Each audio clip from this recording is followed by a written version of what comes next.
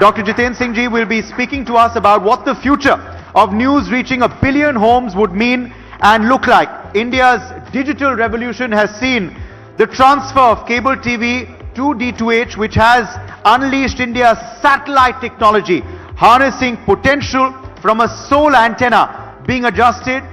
We all remember that. The shifting of antennas when you were probably watching a cricket match or missing a key moment in a movie. But that is all of yesterday. Now we have, of course, numerous news channels using specific and the best satellite bandwidth to reach homes in high definition. With the advent of 5G technology, that was of course announced by Prime Minister Narendra Modi recently, along with India making strides in launching artificial satellites, we will have unparalleled broadcasting capabilities, and all of this also falls in the ambit of the ministry of our next speaker today. Yes, and needless to say, this will also ultimately translate to the scenario of news reaching to 1 billion households, which is the eventual aim. This will also have its own set of challenges, and the regulation will come as a paradigm shift of content proliferation. So, ladies and gentlemen, put your hands together. To speak to us about these is none other than Dr. Jitendra Singh, Minister of State for Science and Technology and Earth Sciences under the charge of the PMO. He's been a professor, a consultant, clinical practitioner, author of 8 books, and a newspaper columnist, and also the ex-chairman for the National Scientific Committee Diabetes and the Research Society for the Study of Diabetes in India. And to welcome him, we also have an audio-visual playing out before that. After that, we'd like to have you on stage, sir. Let's play out the AV, please. At the intersection of telecom, media and technology are the regulatory bodies with a mission to nurture conditions for growth, with a vision to play a leading role in the global information society. Universal access and reaching 1 billion homes is key. A level playing field for fair competition is necessary. Joining us now is the Union Minister of State Science and Tech, Earth Sciences, PMO, Department of Personal Training, Atomic Energy and Space, Dr. Jitendra Singh, to elucidate on future of news reaching 1 billion homes. Let's welcome Dr. Jitendra Singh on stage, please, for his A huge keynote round address. of applause.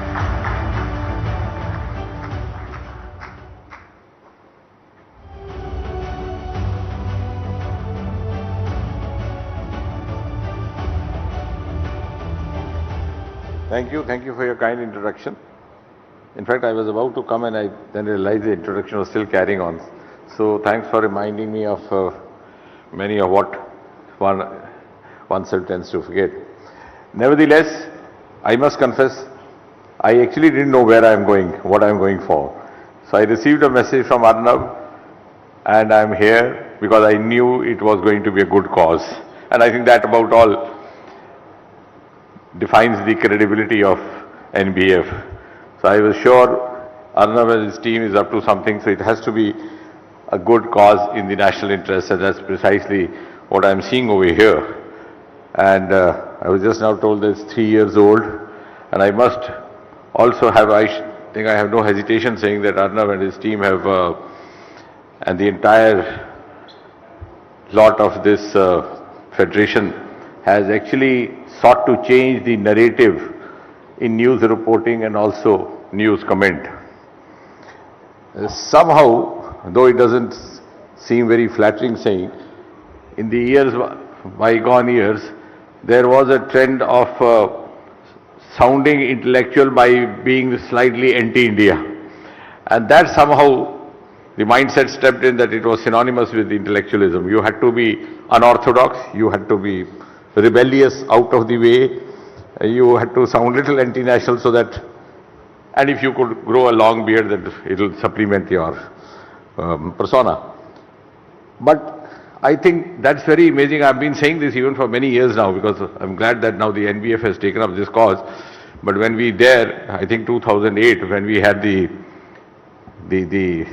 much widely publicized this Amarnath land agitation, and this was one of the only channels possibly which was supporting the cause, the channel which was then being managed by Arnav.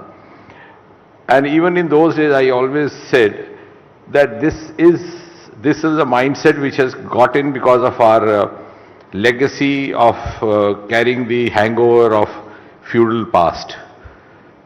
And it seems very fashionable talking like that, though it's not done even in the most advanced countries of the world.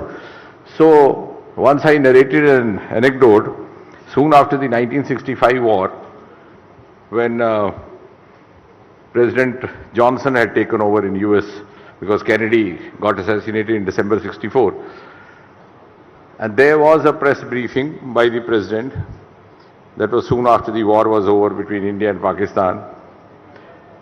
And as usual, the President was narrating how the so-called Kashmir issue needs to be resolved, this, that, and the will of the people, etc., etc. So we had a journalist, I'm sure the old-timers will remember Mr. Inderjeet, who later on became a member of parliament also. So he used to tell, he said he suddenly got up and he said, Mr. President, don't you think many of the American states have also become a part of the United States in a similar manner, acceded or taken over Atlanta, Georgia, etc., etc. So the President immediately lost his cool and he said, gentlemen, we don't open closed chapters. That is a closed chapter. But in the Indian media somehow it became fashionable to open the closed chapters and not let any chapter close down. So even if you had to discuss Kashmir, you had to discuss Northeast, you had to discuss it with a narrative which would appear as if India is at a gross fault and committing a sin by taking a position that it is taking. And I'm glad that this group of enlightened journalists have actually sought to change that narrative. It is no longer unfashionable to be a pro-Indian journalist or a pro-Indian thinker or a pro-Indian intellectual. So to my mind, I think in a single sentence, that is the biggest contribution of NBF to the cause of nation, to the society, and I wish them a good work in future, and healthy criticism of course is welcome because that offers us an opportunity for course correction. But criticism just because it is a part of the Lutyens' evening jargon may not have a long life. And I think gradually it's begun to realize, and sooner most of us realize, good for all of us. Thank you very much.